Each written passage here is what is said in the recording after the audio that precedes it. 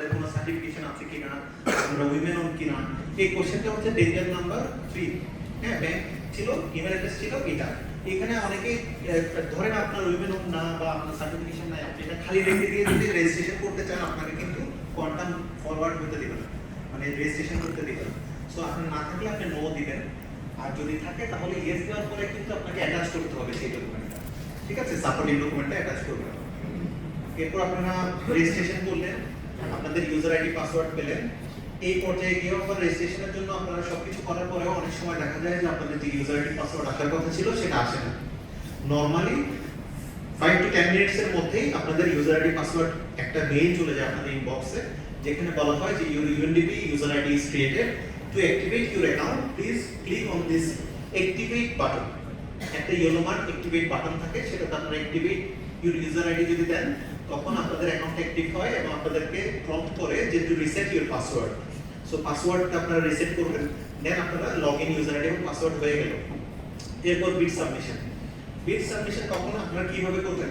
আপনারা যখন গুগলে UNDP procurement notice board search করে আপনারা দেখলেন বাংলাদেশ কান্ট্রি অফিস দিয়ে যে এই অপরচুনিটিসগুলো আমার আছে, এটা আমার সাথে যাচ্ছে, তখন আপনারা ওই লিংকে ক্লিক করলেই একটা পোর্টাল চলে আসে যেখানে আপনাদের সাপ্লায়ার ইউজার আইডি এবং পাসওয়ার্ড দিতে হয়, এবং সেটা দিলে আপনারা এই ধরনের একটা ল্যান্ডিং পেজে ল্যান্ড করবেন ইউজার আইডি পাসওয়ার্ড দেওয়ার পর। যে সাপ্লায়ার পোর্টালে যখন আপনারা ইউজার আইডি পাসওয়ার্ড দিবেন তখন দেখা যাচ্ছে যে এই সাদা পেজটা দেখবেন যেখানে লেফট সাইডে দেয়া আছে view active negotiation, red mark করা আছে লেফট সাইডে। সো ভিউ অ্যাক্টিভ নেগোসিয়েশন আমরা ক্লিক করব, দেন আরেকটা সাদা পেজ আসবে যেখানে আপনাকে লিখতে হবে নেগোসিয়েশনের জায়গায় UNDP-BGD, রেড মার্ক করে লিখে দিয়েছি। এরপর আপনি সার্চ করবেন, সার্চ করলে যতগুলো ওপেন অ্যাক্টিভ UNDP অপরচুনিটি আছে সবগুলোই আপনাদের জন্য লিস্টেড ওয়েতে শো করবে। এই পর্যায়ে এসে আপনারা আপনাদের যে নির্দিষ্ট বিট নাম্বার বা অপরচুনিটিস আপনারা অ্যাপ্লাই করতে চান সেই নাম্বারটাতে ক্লিক করবেন।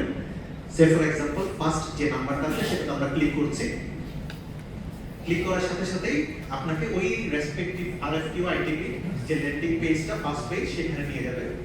এখন আমি ফার্স্ট পেজে এসেছি, এখন আমাকে ডকুমেন্টসগুলো ডাউনলোড করতে হবে। How I can download the documents?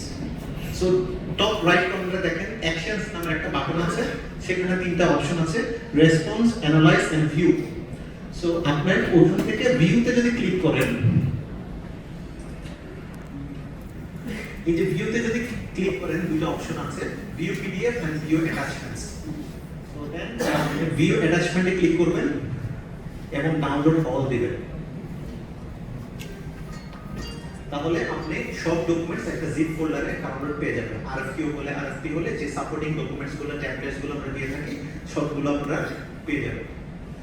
এরপর আসেন কিছু কোশ্চেন আমরা করি। Say for example this N RF, এইটা একটা আরএফকিউ আর একটা আরএফপি, যেখানে আমরা প্রাইমারিলি আপনার লিগ্যাল ডকুমেন্টস গুলো চাই, আপনার 5 বছরের অভিজ্ঞতা আছে কিনা বা 3 বছরের অভিজ্ঞতা আছে কিনা, সাপোর্টিং পারচেজ অর্ডার কন্ট্রাক্টের কপি চাই, অথবা সিভি চাই আরএফপির ক্ষেত্রে আপনাদের টিম মেম্বারসদের। তখন আপনারা এই যে এখানে আপনাদের রিকোয়ারমেন্ট সেগমেন্ট আছে, সে ফর এক্সাম্পল আপনাকে বলেছি যে আপনার 3 বছরের অভিজ্ঞতা আছে কিনা, এটা সাপোর্টিং হিসেবে কন্ট্রাক্টের কপি দেন। তখন আপনারা ইয়েস দিয়ে ওইখানে একটা অ্যাটাচমেন্ট অপশন থাকে প্লাস সাইন, সেই প্লাস সাইনটাতে ক্লিক করতে হয়, তারপরে অ্যাটাচ করবেন। যদি আপনি শুধুমাত্র আমার 3 বছরের অভিজ্ঞতা আছে ইয়েস দিয়ে আপনি অ্যাপ্লাই করতে চান, পারবেন না, আপনাকে সাপোর্টিং ডকুমেন্টসগুলো অ্যাটাচ করতে হবে।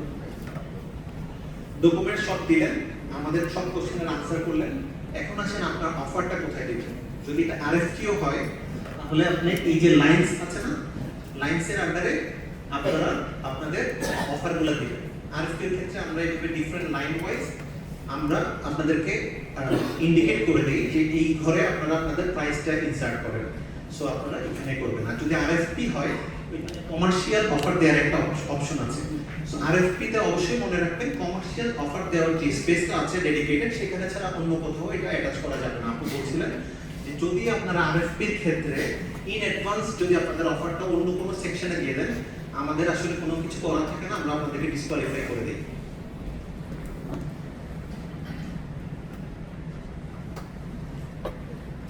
তো আপনারা সব ডকুমেন্টস অ্যাটাচ করলেন, আপনাদের অফার দিলেন, এখন আপনারা রিভিউ করে এটা সাবমিট করবেন।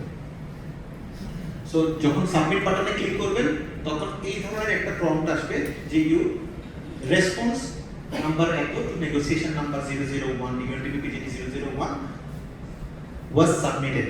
অনেকে আমাকে এই পর্যায়ে এসে ফোন করেন যে ভাই আমি তো বিলটা সাবমিট করছি, আমার কাছে তো কোনো কিছু আসেনি।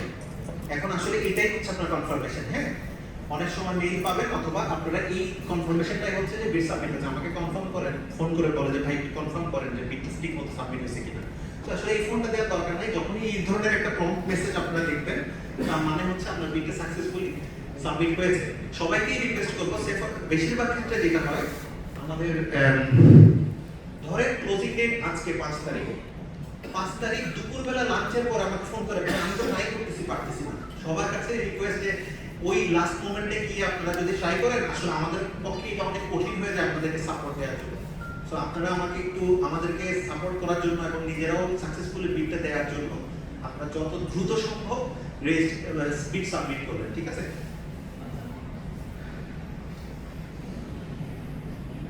আচ্ছা, এরপরে বলি, একটু আগে ভাইয়া বলছিলেন যে কোয়ান্টামে মেসেজ দিই। কোয়ান্টামের প্রত্যেকটা আরএফকিউ আইসিপি ইন্ডিভিজুয়াল কনসালটেন্সি অপরচুনিটির একটা ইউনিক নাম্বার আছে। হ্যাঁ, সেই ইউনিক নাম্বারের মধ্যে যখন আপনি ক্লিক করবেন উপরে ডান পাশে রাইট কর্নারে দেখেন মেসেজ অপশন আছে।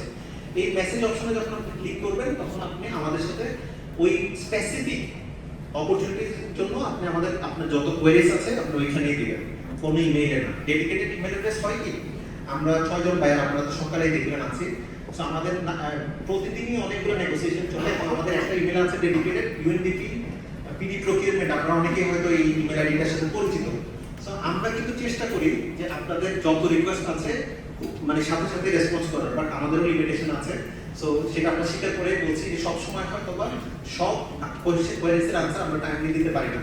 সো আপনারা যখন এই কোয়ান্টামের মেসেজ অপশনটা ইউজ করবেন ওই স্পেসিফিক নেগোসিয়েশন নাম্বারের এগেইনস্টে যে বায়ারটা অ্যাসাইন থাকে তার কাছেই যাবে শুধুমাত্র মেইলটা। তখন আপনাদের আনসারটা পেতে সহজ হবে এবং দ্রুত হবে। আপনারা এই মেসেজ অপশনটা ইউজ করবেন। আমি একটু নার্ভাস কারণ আপনারা হচ্ছেন আমার কাছে হিরো, কারণ কেউ কেউ আছেন সাকসেসফুল বিজনেসম্যান। এখন বাংলাদেশের তো সব ছেলেই কোনো না কোনো সময় বিজনেসম্যান হইতে চাইছে, তাই না? সো আমিও একসময় আপনাদের মতো বিজনেসম্যান হইতে চাইছি, কিন্তু বিজনেসম্যান হইতে পারি নাই, তারপর চাকরি করছি। সো আমি আপনাদের এই পাশে, আপনারা ওই পাশে, সাকসেসফুল সবাই। সো আপনারা যদি আমাদের এই রুলস এন্ড রেগুলেশন দেখে ঠিক মতো রেজিস্ট্রেশন করবেন তাহলে আই হোপ যে আপনারা ইউনিটির সাথে আরো বেশি বেশি করে ব্যবসা করতে পারবেন। এবং সবশেষে আমি বলবো যে 3টা জিনিস মনে রাখবেন। রেজিস্ট্রেশন করা মানে কিন্তু আপনাদের বিজনেসে অ্যাপ্লাই করতে হবে এমন না। আপনারা এই মিটিং থেকে গিয়ে যারা এখনো রেজিস্ট্রেশন করেন নাই ইউনিটিতে রেজিস্ট্রেশন করে ফেলেন, তার মানে এই না যে আপনাকে বিল অ্যাপ্লাই করতে হবে, বাট আপনি রেজিস্টার্ড একটা সাপ্লায়ার হয়ে গেলেন। ডকুমেন্টগুলো ঠিকমতো আপলোড করবেন। হ্যাঁ, আপনাদের যে ডকুমেন্টসগুলো রিকোয়ারমেন্ট হিসেবে দেওয়া হচ্ছে এগুলো ঠিকমতো আপলোড করবেন। এবং এরপরে লাস্ট যেটা বলছি যে আপনারা আমাদের সাথে কমিউনিকেশনটা রাইট চ্যানেলে করবেন, ঠিক আছে? এই যে UNDP নোটিস বোর্ডে যেটা